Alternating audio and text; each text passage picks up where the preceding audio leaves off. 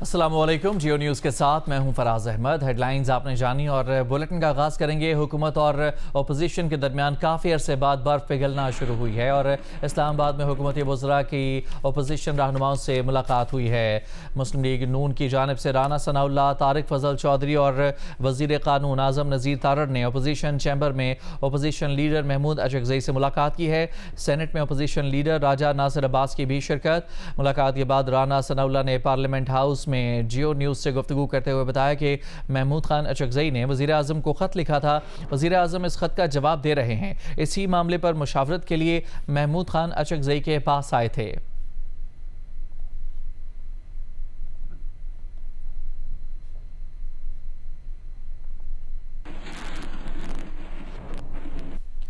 وفاقی وزیر برائے پارلیمانی امور ڈاکٹر طارق فضل چودھری نے کہا ہے کہ اپوزیشن رہنماؤں سے جو ملاقات ہوئی ہے اس سے برف پگھلے گی، راستہ آگے چلے گا اور بات آگے بڑھ سکتی ہے۔ وزیر اعظم 2 دن میں اپوزیشن لیڈر کو جوابی خط لکھیں گے، جس کے بعد محمود اچکزئی نے کانسٹیٹیوشن روم نمبر 5 میں مذاکرات کی تجویز دی ہے، جس پر بات ہو سکتی ہے۔ جیو نیوز کے پروگرام بادشاہ زیب خانزادہ کے ساتھ میں بات چیت کرتے ہوئے انہوں نے کہا کہ حکومت بانی پی ٹی آئی کے علاج کی مکمل ذمہ داری لیتی ہے، ان کی صحت کے حوالے سے کسی قسم کی کوتاہی نہیں برتی جائے گی۔ وزیر اعظم جب ان سے ملاقات کے لیے بیٹھیں گے تو ان کی بہت سی شکایات کا ازالہ ہو سکے گا۔ نئے صوبوں کے حوالے سے وفاقی وزیر نے کہا کہ نئے صوبے سیاسی جماعتوں کے مابین ڈائیلاگ سے ہی بن سکتے ہیں۔ ابھی حکومت کے پاس کوئی ٹھوس چیز موجود نہیں ہے، جب کوئی ٹھوس چیز سامنے آئے گی تو ہم واضح پوزیشن لیں گے۔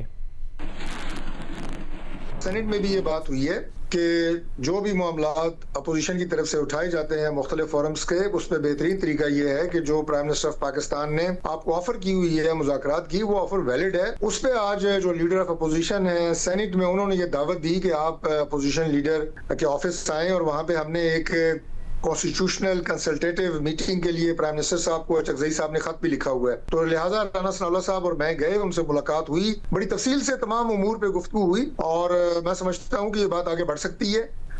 اب ایک خط جو ہے جواباً انشاءاللہ پرائم منسٹر صاحب کی طرف سے اگلے 2 دن میں لیڈر آف اپوزیشن کو لکھا جائے گا، اور اس کے بعد کوئی مشترکہ ایسی جگہ جو کہ constitution room number 5 national assembly میں، اس پہ لیڈر آف اپوزیشن صاحب کی طرف سے انسسٹ کیا گیا کہ وہاں پہ بیٹھ کے بات ہو، تو اس پہ بات ہو سکتی ہے۔ ڈاکٹرز کہہ رہے ہیں کہ ان کو ریلیکس ہونے کے لیے ان کی فیملی سے ملاقاتیں کرائی جائیں، یہ کل کر دینا کام، فیملی سے ملوا دیں، 8 مہینے سے نہیں ملنے دیا گیا۔ علاج کے حد تک ہم اس کی مکمل ذمہ داری لیتے ہیں کہ ان کی صحت کے حوالے سے کسی قسم کی کوئی کوتاہی نہیں برتی جائے گی۔ اہلیہ تو ان کی خود قید میں ہے، آپ یہ کہہ رہے ہیں کہ ان کی ملاقات کرائی جاتی ہے، بٹ ڈاکٹرز کہہ رہے ہیں اور فریکوینٹ ہونا چاہیے اور ان کی فیملی کو باہر سے بھی ملاقات کرنے دینی چاہیے۔ صحت کے حوالے سے میں یہ عرض کر رہا تھا کہ کوئی کمپرومائز نہ کیا گیا ہے نہ کیا جائے گا، آگے بھی بہترین best out of the best medical facility provide کی جائے گی، پہلے بھی کی گئی ہے۔ ان کی پولیٹیکل ملاقاتوں کی بات ہے، جو راستہ انہوں نے عدالتوں کے ذریعے اختیار کیا ہے وہ اسے جاری رکھیں۔ پرائم منسٹر صاحب سے اگر میٹنگ یہ طے پا جاتی ہے اور وہ ہو پاتی ہے تو اس کے بعد اس میں گورنمنٹ سے کیا وہ فیسیلیٹیشن چاہتے ہیں اور کس طرح کی ملاقات وہ چاہتے ہیں، وہ انشاءاللہ تعالیٰ پھر ہم اس ملاقات کے بعد ان سے بیٹھ کے بات کریں گے۔ عمران خان صاحب کوئی ہماری ان سے کوئی ذاتی مخاصمت یا دشمنی نہیں ہے، سیاسی ہے۔ آج ملاقات ہوئی ہے لیڈر آف اپوزیشن سے، رانا ثناء اللہ صاحب کی اور میری، دونوں لیڈر آف اپوزیشن موجود تھے۔ میں سمجھتا ہوں کہ اس سے برف پگھلے گی، اس سے راستہ آگے چلے گا، اور پرائم منسٹر صاحب جب بیٹھیں گے تو بہت ساری ان کی شکایات جو کہ اس وقت وہ کر رہے ہیں، اس کا ازالہ ممکن ہو سکے گا۔ نئے صوبوں کا معاملہ ہے، آپ لوگ کیوں پوزیشن اس میں واضح کر رہے ہیں؟ کیا بہت پریشر ہے؟ سیاسی جماعتوں کے درمیان ایک پولیٹیکل ڈیبیٹ کے ذریعے ہی صوبے بن سکتے ہیں اور بننے چاہیے۔ جب کارڈز ٹیبل کے اوپر آئیں گے، جب ان پہ بحث شروع ہوگی تو اس کے بعد ہم آپ کو اپنی کلیئر کٹ ایک پوزیشن بتائیں گے۔ ابھی یہ بحث سوشل میڈیا پہ جاری ہے، ٹاک شوز میں جاری ہے، گورنمنٹ کے پاس اس وقت کسی طرح کی کوئی سالڈ چیز ہماری ٹیبل پہ نہیں ہے، نہ ہماری فائلز میں ہے۔ نائب وزیر اعظم اسحاق ڈار کی قیادت میں مسلم لیگ نون کا وفد chairman P T I barrister Gohar کے گھر آیا۔ مسلم لیگ نون کے وفد نے بیرسٹر گوہر سے ان کی والدہ کے انتقال پر تعزیت کی۔ اس موقع پر طارق فضل چودھری نے کہا کہ وزیر اعظم نے وفد بھیج کر پیغام دیا ہے کہ سیاسی اختلافات صرف سیاسی میدان تک ہیں۔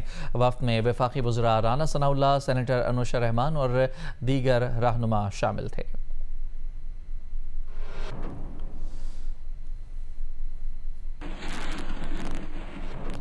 اپوزیشن اور پیپلز پارٹی کے درمیان اعلیٰ قیادت کے روابط اور ملاقاتوں پر اتفاق ہوا ہے۔ پیپلز پارٹی کا اعلیٰ سطح کا وفد آج پارلیمنٹ ہاؤس میں اپوزیشن قیادت سے ملاقات کرے گا۔ پیپلز پارٹی وفد میں شہری رحمان، راجہ پرویز اشرف، سلیم مانڈوی والا اور نوید قمر شامل ہوں گے۔ پیپلز پارٹی کا وفد اپوزیشن لیڈر محمود خان اچکزئی اور علامہ راجہ ناصر عباس سے اپوزیشن لیڈر چیمبر میں دن 11 بجے ملاقات کرے گا۔ پیپلز پارٹی کے رہنما نوید قمر نے کہا کہ پارلیمان کو مستحکم اور پارلیمانی کمیٹیوں کو مزید مضبوط کرنا ملاقات کا ایجنڈا ہے۔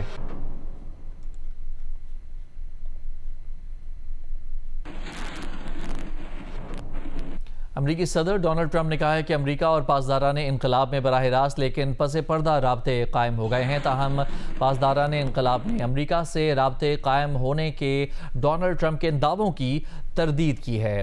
امریکی ٹی وی کو انٹرویو میں ٹرمپ نے ایک طرف آبنائے ہرمز کے معاملات پر رکاوٹ ڈالنے پر عمان پر حملے کی دھمکی دی اور دوسری جانب کہا کہ امریکی حکام اور ایرانی پاسداران انقلاب کے درمیان براہ راست رابطہ قائم ہو گیا ہے۔ اس سے پہلے امریکی خبر ویب سائٹ ایکزیوس نے خبر دی تھی کہ امریکہ اور سپاہ پاسداران کے مابین رابطہ عراقی کردستان ریجن کی صدر کی ثالثی میں ہوا ہے۔ ویب سائٹ کے مطابق پاسداران کے عہدیدار کمانڈر احمد وحیدی اور امریکی حکام میں بھی بات ہوئی تھی۔ مبینہ طور پر احمد وحیدی نے اس گفتگو میں کہا کہ وہ ایرانی مذاکرات کاروں کی حمایت کرتے ہیں۔ ترجمان ایرانی وزارت خارجہ اسماعیل بقائی پہلے ہی اس خفیہ رابطے کی تردید کر چکے ہیں۔ پاسداران انقلاب نے بھی امریکہ سے رابطے قائم ہونے کی تردید کی۔ پاکستان نے اقوام متحدہ کی کانفرنس برائے تخفیف اسلحے کی صدارت سنبھال لی ہے۔ کانفرنس کی صدارت پاکستانی سفیر طاہر حسین اندرابی کر رہے ہیں۔ فورم میں تخفیف اسلحہ اور اسلحہ کنٹرول معاہدوں پر مذاکرات ہوتے ہیں۔ دنیا کے 65 ممالک اس فورم کے رکن ہیں، جن میں جوہری ہتھیار رکھنے والی ریاستیں بھی شامل ہیں۔ ترجمان دفتر خارجہ کے مطابق کانفرنس کی صدارت پاکستان کو ملنا عالمی برادری کی پاکستان کی سفارتی قیادت پر اعتماد کا مظہر ہے۔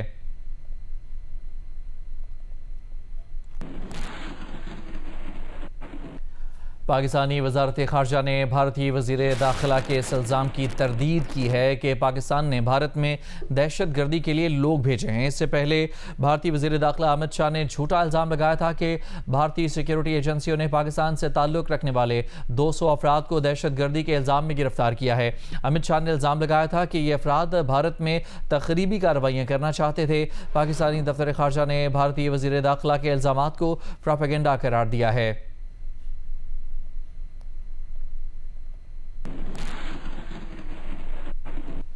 ایرانی حکام کا کہنا ہے کہ آبنائے ہرمز میں جہاز رانی کے معاملے پر عمان کے ساتھ معاہدہ حتمی شکل کے قریب ہے۔ ایران کی وزارت خارجہ کے ترجمان اسماعیل بقائی نے تہران میں صحافیوں سے گفتگو کرتے ہوئے کہا کہ آمد و رفت کے راستے کے نقشے کے بارے میں ایک مفاہمت طے پا گئی ہے۔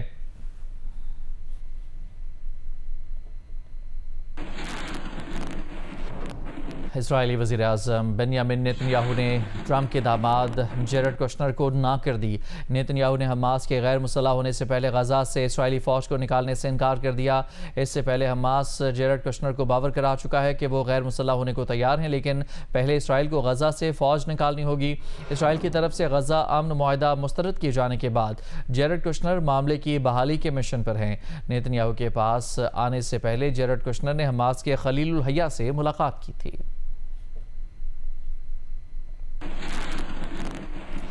وفاقی وزیر مصطفیٰ کمال اور پیپلز پارٹی کے وزیر بلدیات سندھ ناصر حسین شاہ نے بلدیاتی نظام کو مضبوط کرنے پر اتفاق کیا ہے۔ پروگرام کیپٹل ٹاک میں گفتگو کرتے ہوئے مصطفیٰ کمال نے کہا کہ بلدیاتی اداروں کی مضبوطی کے لیے MQM کا بل پاس کروانے میں پیپلز پارٹی ان کا ساتھ دے۔ ناصر حسین شاہ نے کہا کہ گورننس کی بہتری اور بلدیاتی اداروں کی مضبوطی کے لیے بات ہو سکتی ہے۔ جس میں ہم سندھ سے باہر نہیں جا رہے۔ سندھ آج بھی میری دھرتی ماں ہے، میرا باپ دفن ہے، میں انڈوز کرتا ہوں۔ آپ ایڈمنسٹریٹو یونٹ بنائیں یا نہ بنائیں، لوکل گورنمنٹ تو آپ کو ڈیوالو لوکل گورنمنٹ کو بنانا ہی پڑے گا۔ یہ ہے اصل بات، ہر حال میں بنا۔ اچھا، آپ ایڈمنسٹریٹو یونٹ بنانے کے بعد بھی آپ کو لوکل گورنمنٹ بلدیاتی اداروں کو مضبوط کر کے بھئی ہم گئے لے کر پڑھی ہوئے نا ہماری ترمیم ایکسپٹ کریں نا، اس کو سپورٹ کریں، پھر بیٹھ کر بات کریں۔ آئینی ترمیم کیا ہے؟ آئینی ترمیم جو ہے وہ لوکل گورنمنٹ کے آرٹیکل 140A میں ہم نے اس کی تشریح ڈالی ہے۔ نئے صوبے کی بات نہیں हमने तो आईनी तरमीम की 26वीं 27वीं। हम तो पूरी सिंध की चीफ मिनिस्ट्री को भी कुर्बान कर देंगे, लेकिन सिंध की तकसीम होने नहीं देंगे, क्योंकि ये बड़ा सेंसिटिव इशू है और मुस्तफा भाई मेरे हैं, वो इस बात को जानते हैं। गवर्नेंस पे बात हो सकती है, इसको बेहतर किया जा सकता है, बल्दियाती निज़ाम को मज़ीद स्ट्रेंथन किया जा सकता है। 140A की तशरीह ये अपने तौर पर करते हैं, हमारे वकला साहिबान हमें अलहदा से बताते हैं, तो उस पर भी बात की जा सकती है। पीटीआई के मरकजी रहनुमा असद कैसर ने कहा है कि नए सूबों के हवाले से इत्तेहादियों का सरबराह इजलास बुला रहे हैं। ख्वाहिश है कि नए सूबों के मामले पर इत्तेहादियों का मुश्तरका मौक़िफ़ हो। मौजूदा असम्बली के पास कानून साजी का मैंडेट और इख्तियार नहीं है। बानी पीटीआई से कोई मुलाकात नहीं हो रही और ना ही कोई बात हो रही है। अपोजिशन की तमाम जमातों को इकट्ठा करने के लिए इजलास बुला रहे हैं। आज़ाद और काबिल कबूल इलेक्शन कमीशन के तहत शफाफ इंतखाबात कराए जाएँ। मौलाना फजल रहमान से इत्तेहाद की कोई बात नहीं हुई।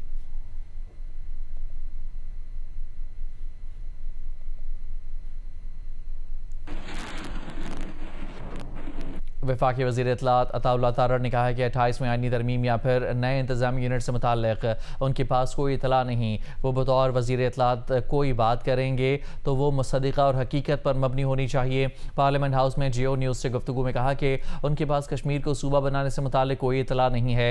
वज़ीर इत्तलात ने आज़ाद कश्मीर इंतखाबात में अवामी शिरकत को हौसला अफजा कहा। 28वीं आईनी तरमीम और नए इंतज़ामी यूनिट से मुताल्लिक़ एमक्यूएम भी बात कर रही है, दीगर लोग भी बात कर रहे हैं, तो क्या तो कश्मीर को भी सूबा बनाया जाएगा या फिर मज़ीद इंतज़ामी जो यूनिट्स हैं वो आप देख रहे हैं? देखिए, मेरे पास तो कोई इतलात नहीं है। बतौर वज़ीर इतलात मैं आपको बात करूँ, वो मुसद्दिक़ा बात होनी चाहिए, फैक्ट बेस होनी चाहिए। मेरे पास ऐसी कोई इतला नहीं, जब होगी तो ज़रूर आपसे बात। पेट्रोलियम लेवी के खिलाफ जमात इस्लामी का लाहौर में धरना दूसरे रोज़ भी जारी रहा। हाफिज नईमुर रहमान का कहना है कि पंजाब की गवर्नेंस नाकाम हो चुकी है, ये खौफ से बल्दियाती इंतखाबात नहीं करवा रहे। धरना चंद रोज़ का नहीं, जमात इस्लामी मुतालबात की मंजूरी तक सड़कों पर मौजूद रहेगी। तफसीलात जाहिद शेरवानी की रिपोर्ट में। लाहौर में चेरिंग क्रॉस माल रोड पर पेट्रोलियम लेवी और महंगाई में इजाफे के खिलाफ जमात इस्लामी का धरना दूसरे रोज भी जारी। अमीर जमात हाफिज नईमुर रहमान का धरने की शुरुआत से खिताब में कहना था कि धरना किसी की जात के लिए नहीं, अवाम के लिए है। ये क्या मंतक है कि बिजली का बिल 200 यूनिट के अंदर हो तो ठीक, 201 यूनिट हो गया तो बिल 10,000 तक पहुँच जाता है। ये गरीबों के ऊपर डाका डाल रहे हैं, ये जुल्म कर रहे हैं लोगों के साथ, तो हम इसमें तमाशा तो नहीं देख सकते। इसलिए हम इसको जुल्म समझते हैं, जुल्म अजीम समझते हैं कि लोगों को इस तरह से महंगाई की आग में जलाते रहो और लोग जो हैं वो तुमसे गाफिल हो जाए, तुम जो चाहो बदमाशियां करते रहो, तो ये तो तरीका ठीक नहीं है। माल रोड पर धरने के बायस ट्रैफिक की रवानी भी शदीद मुतासिर। मुलहिका सड़कों पर भी ट्रैफिक का दबाव, शहरियों को मुश्किलात का सामना। जमात इस्लामी की क़ियादत का कहना है कि जब तक हुकूमत उनके मुतालबात पर अमली इक़दामात नहीं करती, एहतजाज का सिलसिला जारी रखा जाएगा। कैमरामैन खालिद खान के साथ इरम अवान, जियो न्यूज़, लाहौर।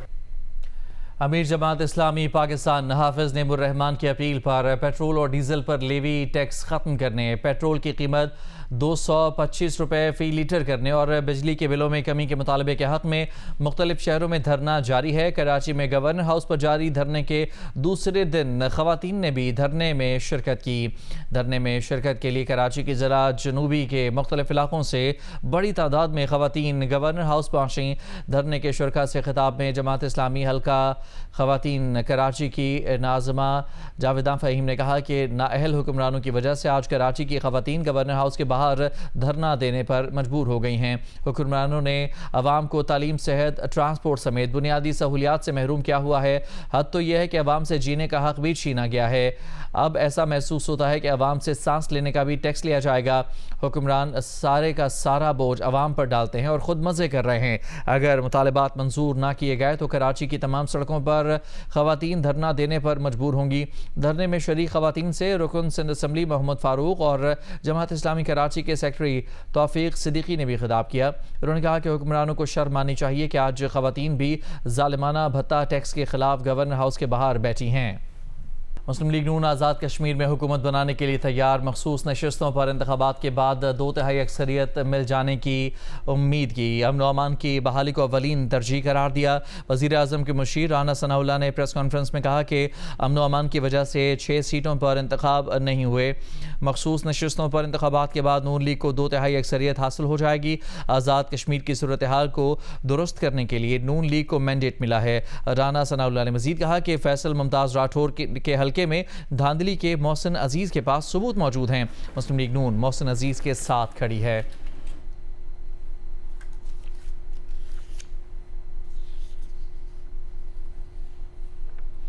چار رکنی طبی بورڈ نے بانی پی ٹی آئی سے اہل خانہ کی زیادہ ملاقاتیں کرانے کی سفارش کر دی ہے۔ کہا کہ بانی پی ٹی آئی کو ایک روز میں 1 گھنٹے چہل قدمی کی سہولت دی جائے، انہیں کتابیں، اخبارات اور ٹی وی کی سہولت فراہم کی جائے۔ اڈیالہ جیل حکام نے بانی پی ٹی آئی کی طبی رپورٹس سپریم کورٹ میں جمع کرا دیں۔ میڈیکل بورڈ کی سفارشات 1 اور 10 اگست کی میڈیکل رپورٹ کی روشنی میں سامنے آئی ہیں۔ بانی پی ٹی آئی نے بلڈ پریشر، سر درد اور بے چینی کی شکایت کی تھی۔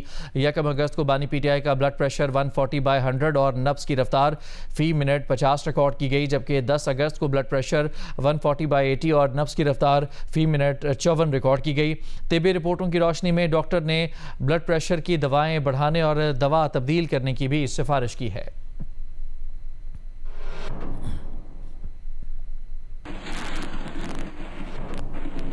وزیر اعلیٰ خیبر پختونخوا سہیل آفریدی نے کہا کہ بانی پی ٹی آئی کی طبیعت تشویشناک ہے، ڈاکٹر سے ملاقات کے بعد لائے عمل آپ کے سامنے رکھیں گے۔ وزیر اعلیٰ خیبر پختونخوا سہیل آفریدی بیرسٹر گوہر اسد کیسر اور دیگر پی ٹی آئی رہنماؤں کے ہمراہ پریس کانفرنس کی۔ وزیر اعلیٰ خیبر پختونخوا سہیل آفریدی نے کہا کہ آج بانی پی ٹی آئی کی صحت کے حوالے سے تشویشناک رپورٹ سامنے آئی ہے۔ اس سے قبل جب ڈاکٹر فیصل اور ڈاکٹر عاصم بانی پی ٹی آئی کا معائنہ کرنے گئے تو ہمیشہ ان کا بلڈ پریشر نارمل آیا۔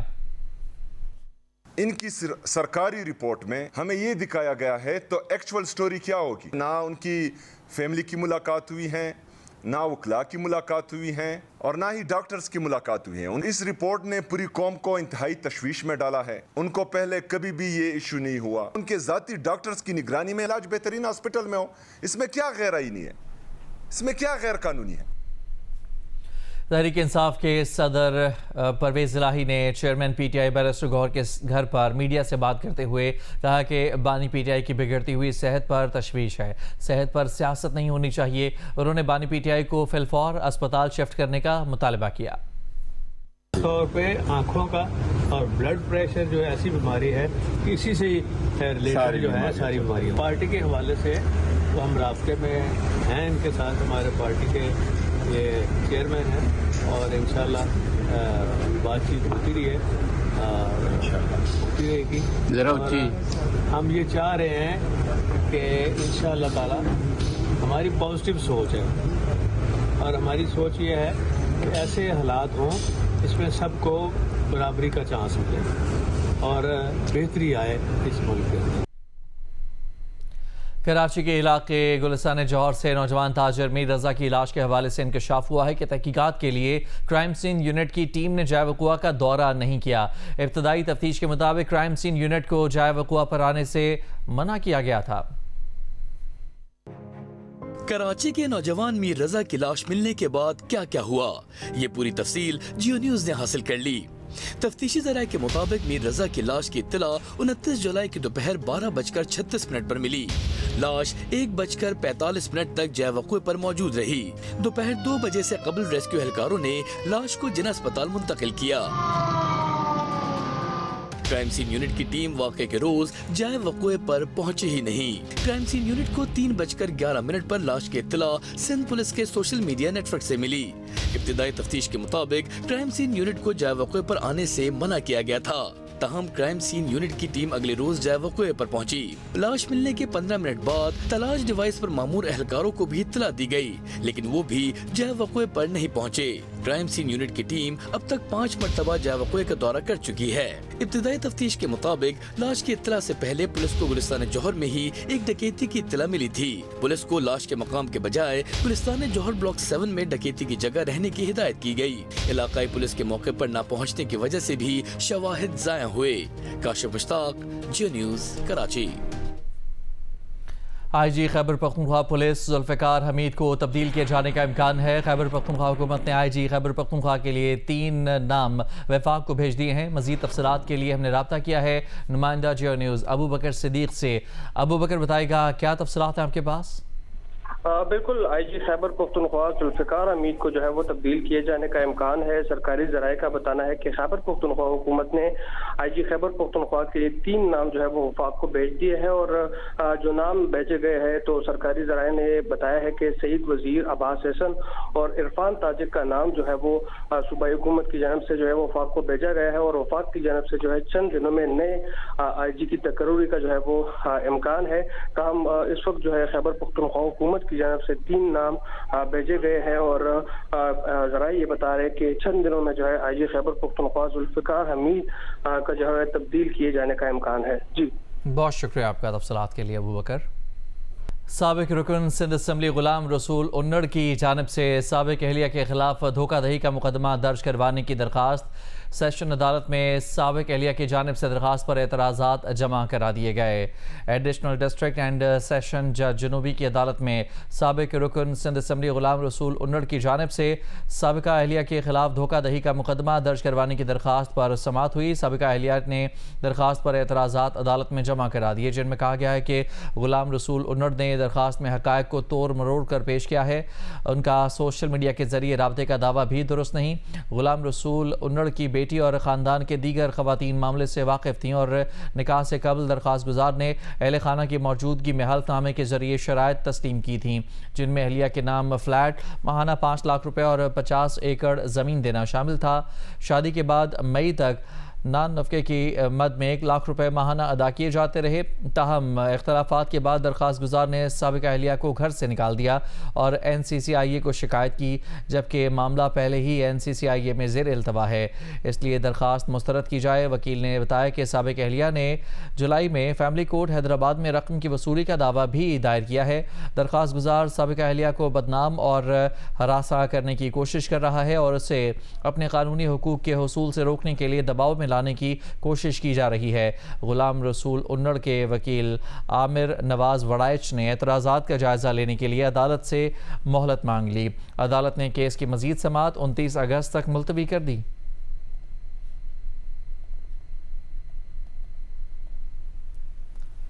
حیدرآباد کی مسلم راجپوت کالونی میں ماں بیٹی پر تشدد کی ویڈیو وائرل ہوئی ہے۔ ویڈیو میں ماں بیٹی پر 2 مردوں اور 1 خاتون کو تشدد کرتے دیکھا جا سکتا ہے۔ پولیس نے متاثرہ خاتون کی مدعیت میں 4 افراد کے خلاف مقدمہ درج کیا ہے۔ مدعی مقدمہ کے مطابق پڑوسی بیٹی کو ہراساں کرتے ہیں۔ اس معاملے پر کئی روز سے تکرار چل رہی تھی۔ پڑوسی، اس کی بیوی اور بیٹے نے گھر میں داخل ہو کر تشدد کا نشانہ بنایا۔ پولیس کا کہنا ہے کہ نامزد ملزمان کی گرفتاری کے لیے چھاپے مارے جا رہے ہیں۔ جلد ملزمان کو گرفتار کر لیا جائے گا۔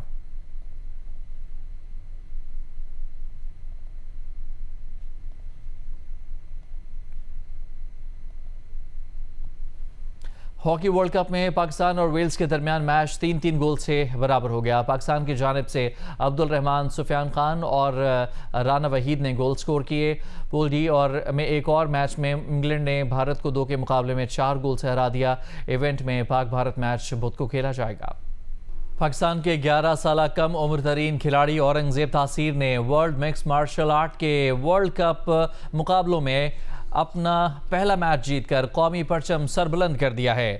International world mix martial art world cup کے مقابلے 16 اگست سے ابوظہبی میں جاری ہیں۔ پاکستان کے 11 سالہ کم عمر ترین کھلاڑی اورنگزیب تاثیر نے ان مقابلوں میں اپنا پہلا میچ جیت لیا ہے۔ اورنگزیب تاثیر نے جنوبی افریقہ کے 12 سالہ کھلاڑی روبن پیٹورس کو سنسنی خیز مقابلے میں ہرایا۔ بتایا گیا ہے کہ تاثیر اورنگزیب کا اگلا مقابلہ ازبکستان کے دولت بیگ آلموف سے ہوگا۔ International mix martial art world cup میں 82 ممالک کے 1000 سے زائد کھلاڑی حصہ لے رہے ہیں۔ جنوبی بحیرہ چین میں موجود امریکی بحری جہاز 4 روز سے بجلی سے محروم ہے، جس کے باعث وہاں ایئر کنڈیشنر نے کام کرنا چھوڑ دیا ہے۔ صرف یہی نہیں بلکہ جہاز میں موجود عملے کے لیے ٹوائلٹس اور کچن بھی ناقابل استعمال ہو کر رہ گئے ہیں۔ امریکی نشریاتی ادارے کے مطابق اس خرابی کی وجہ انجینئرنگ مسائل بتائے گئے ہیں۔ شدید گرمی میں پیش آئی اس خرابی نے امریکی بحریہ پر بڑھتے ہوئے آپریشنل دباؤ کے حوالے سے سوال کھڑے کر دیے ہیں۔ امریکی بحریہ اس وقت ایران، جنگ سمیت دنیا کے مختلف خطوں میں تعینات ہے۔